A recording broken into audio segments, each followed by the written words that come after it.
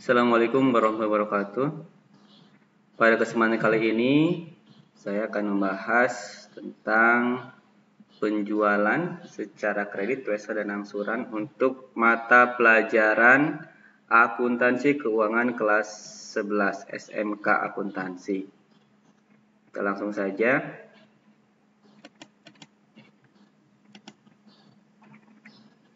Penjualan secara kredit, wesel, dan angsuran.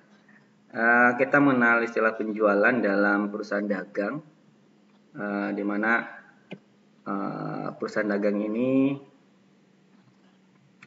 sumber pendapatannya berasal dari penjualan, yaitu selisih dari harga jual dan harga pokok penjualan.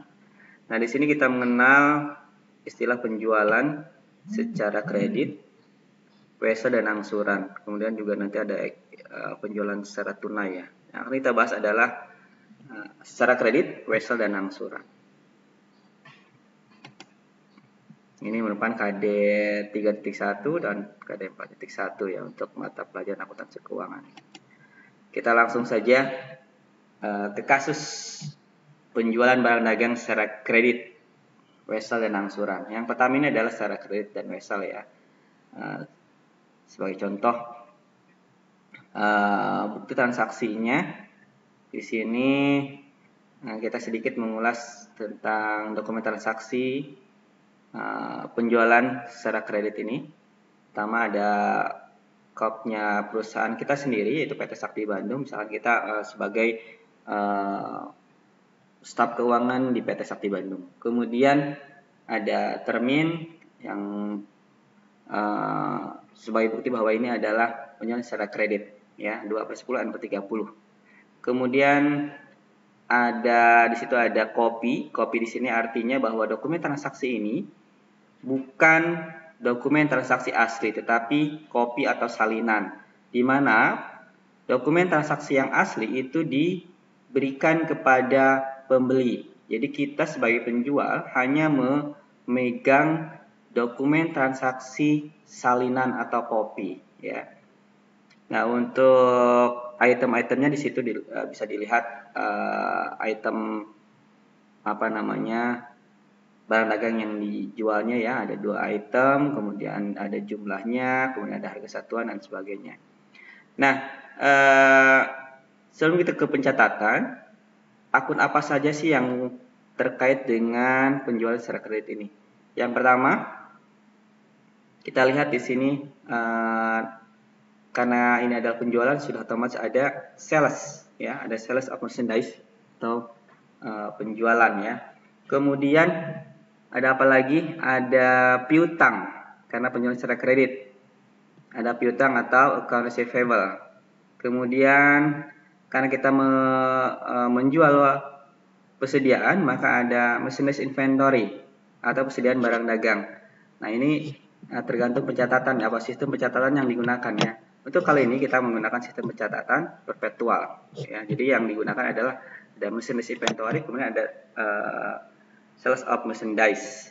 Kemudian ada ongkos kirim dan ada pajak ya atau PPN.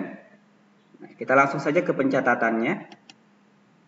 Untuk pencatatan dengan sistem perpetual, penjualan secara kredit, di posisi debit ada account receivable atau piutang dagang. Kemudian ada sales of merchandise atau penjualan, kemudian ada breakout, VAT out.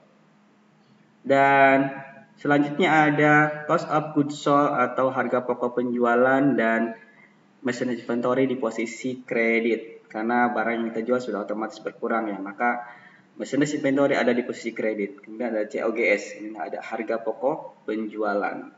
Nah, ini adalah sistem atau pencatatan secara kredit menggunakan sistem perpetual ya.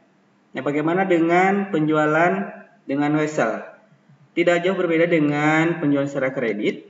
Penjualan dengan wesel yang membedakan hanya di posisi debit di awal ada notes receivable atau wesel ya. Nah, yang lainnya sama. Jadi tidak ada perbedaan antara kredit dengan wesel di akun yang lainnya. Hanya di posisi akun debit di awal yang dari piutang dagang atau account receivable menjadi notes receivable. Kemudian yang berikutnya, nah ini contoh yang baru, yang berbeda ya maksudnya. Kalau tadi PT Sekti Bandung, ini PT Kurnia. Anggap saja kita sebagai staf keuangan PT Kurnia. Nah di sini ada jelas di bukti transaksinya ada faktur penjualan angsuran, kemudian ada jumlah cicilan 10 kali. Nah ini jelas bahwa ini ada penjualan secara kredit dengan penjualan secara angsuran atau dengan angsuran ya. Nah bagaimana pencatatannya? Apa perbedaannya dengan penjualan secara kredit biasa dan dengan WESA? Kalau kita bandingkan dengan sistem penjualan angsuran. Kita cek cara pencatatannya. Karena kita menggunakan sistem perpetual. Nah, kita lihat di sini ada akun installment contract receivable atau piutang angsuran ya di posisi debit. Perbedaan dengan penjualan secara kredit dan WESA, di sini ada installment contract receivable di posisi debitnya. Itu yang membedakan. Kemudian ada satu lagi di penjualan ada sales of installment. Jadi dibedakan antara sales of installment dan sales of merchandise. Dikhawatirkan misalkan di satu perusahaan memberlakukan dua sistem penjualan dengan installment atau dengan angsuran atau penjualan secara kredit biasa. Nah, maka di sini penjualannya dibedakan akunnya. Ada penjualan dengan angsuran ya. Jadi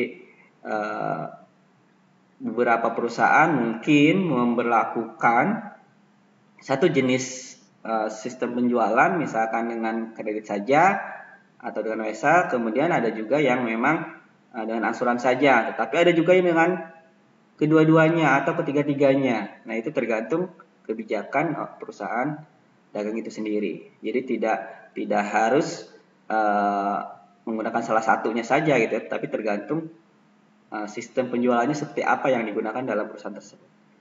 Mungkin itu saja yang bisa disampaikan terkait dengan cara pencatatan penjualan dengan kredit, WESA dan angsuran dengan menggunakan sistem perpetual. Terima kasih. Mudah-mudahan bisa dipahami dan kita bisa lanjutkan lagi di materi selanjutnya pada pertemuan berikutnya. Terima kasih. Assalamualaikum warahmatullahi wabarakatuh.